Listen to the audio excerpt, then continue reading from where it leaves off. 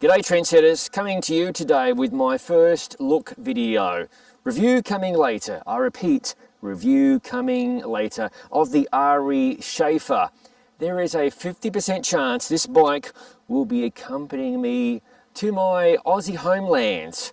Should this bike make the trip, the long-term review is going to be very comprehensive, way beyond what you've come to expect from everybody else out there in YouTube land. Moving ahead with the first look video, check out the bloody size of the tyres fitted to the Zip 303 Explorer SW wheels on the Ari Shafer. They are the Schwalbe G-One RS Pros and they are 700C by 55mm in size. Absolutely bloody bonkers. This bike effectively blurs the line between a mountain bike and a gravel bike. Incidentally, if you're interested in seeing our review of these wheels, I have it linked in the description below. Adding to that madness, this bike is also fitted with brake rotors 180mm in size, front and rear. Of course, with the tyre size just covered, that tells you this bike has some serious tyre clearance. In fact, it will clear 2.2-inch tyres or 700C by 58mm. There's still a good amount of clearance either side of these 55s. Despite this bike blurring the lines, Ari have designed it for performance, but also at the same time adventure, and of course, if you're so inclined, bike packing. Onto the standout features of the Ari Shafer. The head tube angle, it's set at 69 degrees, and the fork offset is 50mm. Should you need suspension beyond the pneumatic suspension offered by these crazy tyres,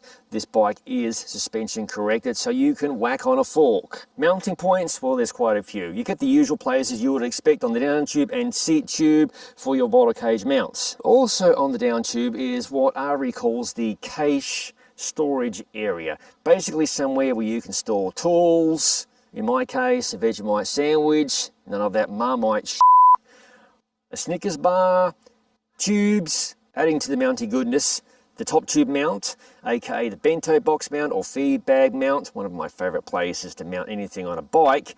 And beneath the down tube, right near the bottom bracket, we have the, what I like to call, cow catcher position for obvious reasons.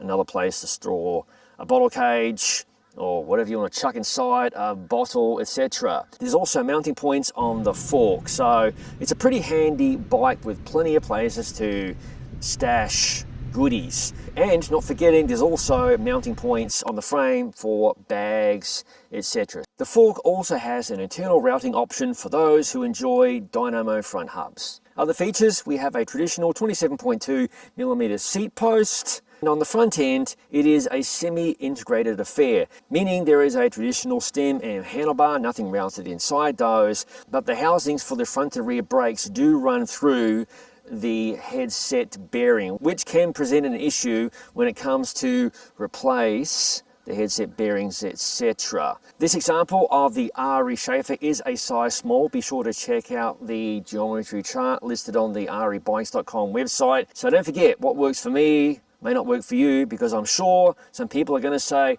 hey mate, that seat post is way too long and the bike's the wrong size, blah blah blah. Finally, the drivetrain on this bike is the excellent Tramforce Explorer 13 speed, 1x13 speed that is.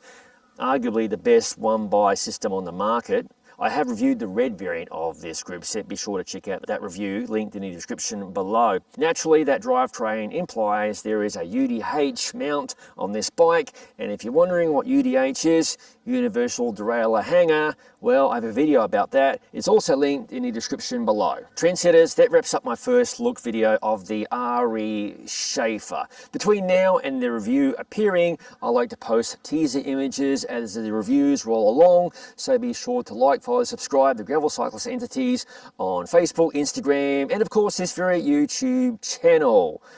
As always, thank you for watching. If you haven't already, please consider subscribing to the Gravel Cyclist YouTube channel for interesting first look videos such as this one. No bullshit gravel bike reviews, other product reviews, ride experience videos, and of course, general madness. Look at that, on cue. They're running through the camera shot. Bloody dogs. Love them to death, really. I'll see you in the next video.